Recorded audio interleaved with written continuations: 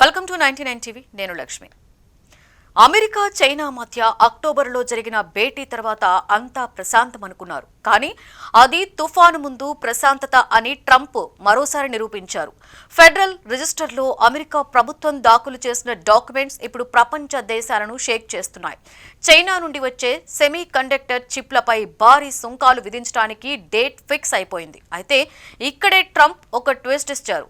ఈ టారిఫ్లను వెంటనే అమలు చేయకుండా 18 నెలల పాటు హోల్డ్లో పెట్టారు. అంటే ప్రస్తుతానికి టారిఫ్ రేటు 0. కానీ ఈ గడువు ముగిశాక చైనాకు చుక్కలు కనిపించడం ఖాయంగా కనిపిస్తోంది. డొనాల్డ్ ట్రంప్ టారిఫ్ గేమ్ ఇంకా ముగియలేదు. అమెరికా అధ్యక్షుడు చైనాపై మరోసారి ఆర్థిక అస్త్రాన్ని ప్రయోగించడానికి సిద్ధమయ్యారు.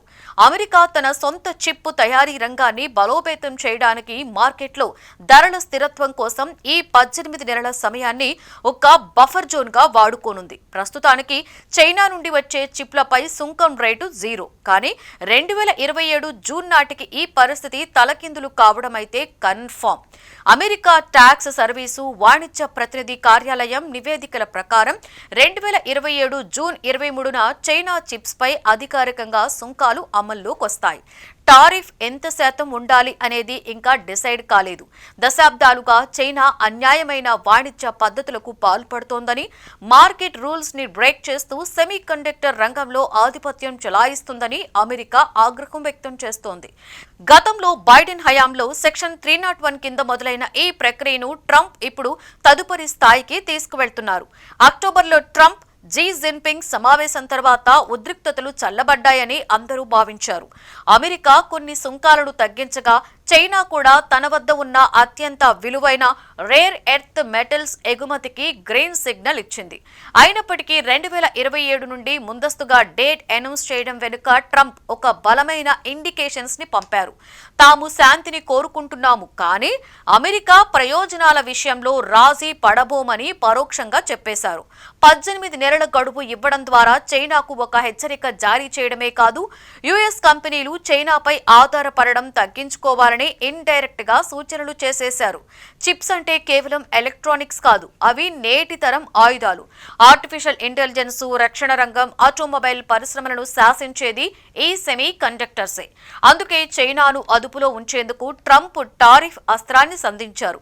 2027లో ఇది ఎంతటి ప్రభావాన్ని చూపుతుందో వేచి చూడాల్సిందే.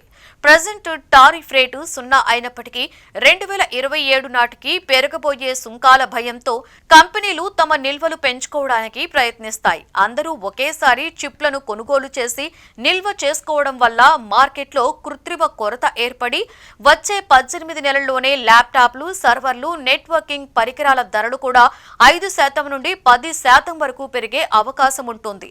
కంపెనీలు తమ మూలధనాన్ని ముందే స్టాక్ కొనడానికి వెచ్చించాల్సి రావడంతో ఇతర అభివృద్ధి పనులకు నిధుల కొరత కూడా ఏర్పడవచ్చు. ఆపిల్, మైక్రోసాఫ్ట్, హెచ్పి వంటి దిగ్గజాలు తమ తయారీ కేంద్రాలను చైనా నుండి ఇండియా, వియత్నాం లేదా మెక్సికో వంటి దేశాలకు వేగంగా తరలిస్తాయి. ఇది ఇండియాకు పెద్ద వరంగా మారనుంది. ఈ 18 నెలల్లో భారత్ తన సెమీ కండక్టర్ మిషన్ ద్వారా గ్లోబల్ కంపెనీలను ఆకర్షించడానికి గొప్ప అవకాశం లభిస్తోంది. డేటా సెంటర్స్ లో వాడే హై అండ్ సర్వర్స్ లో చైనీస్ కంపోనెంట్స్ ఎక్కువగా ఉంటాయి. టారిఫ్ ముప్పు ఉన్నందున అమెజాన్, గూగుల్ క్లౌడ్ వంటి సంస్థలు తమ ఇన్ఫ్రాస్ట్రక్చర్ ఖర్చులను పెంచుతాయి. దీంతో ఐటీ సాఫ్ట్వేర్ కంపెనీలు చెల్లించే క్లౌడ్ సబ్స్క్రిప్షన్ ఫీజులు కూడా పెరిగే ప్రమాదం ఉంటుంది. ప్రజెంట్ ప్రపంచం మొత్తం టెక్నాలజీ వైపు పరుగులు పెడుతోంది. ఏ దేశం దగ్గరైతే అడ్వాన్స్ టెక్నాలజీ ఉందో అదే ఫస్ట్ ప్లేస్ లో ఉండే అవకాశం ఉంది. ఆర్థికంగా బలపడుతుంది కూడా. వేగంగా అభివృద్ధి చెందుతున్న దేశాలు కూడా పోటీ పడుతున్నాయి. ట్రంప్ టారిఫ్లను తట్టుకుని నిలబడగలిగే కృషి చేస్తున్నాము కూడా.